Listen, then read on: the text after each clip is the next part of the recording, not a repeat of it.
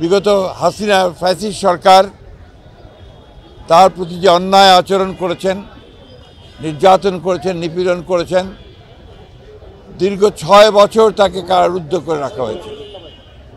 এর মধ্যে 2 বছর তিনি একটি নির্জন কারাগারে, পুরনো কারাগারে, কেন্দ্রীয় কারাগারে তাকে আটক করে রাখা হয়েছিল এবং সবাই সন্দেহ করেন যে সেইখান থেকেই তার এই রোগের সূচনা হয়।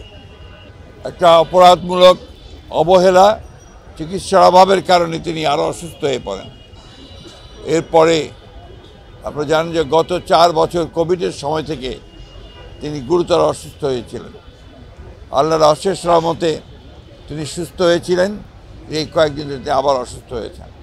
সানশাইন আটা ময়দা সুজি, ভালোবাসায় তৈরি।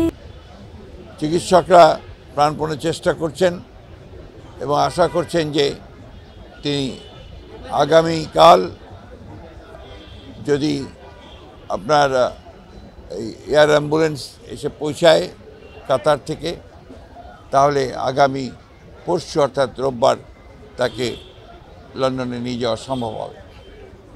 তবে তিনি এখনও গুরুতর অসুস্থ, সেই কারণে তিনি ফ্লাই করতে পারবেন কি না সেটা ডাক্তাররা নিশ্চিত করলেই তাকে ফ্লাই করে নিয়ে যাওয়া হবে অ্যাম্বুলেন্সে করে। আমরা আজকে এখানে এই নয়াপল্টনের এখানে মসজিদে আমরা নামাজ আদায় করেছি, জুমার নামাজ।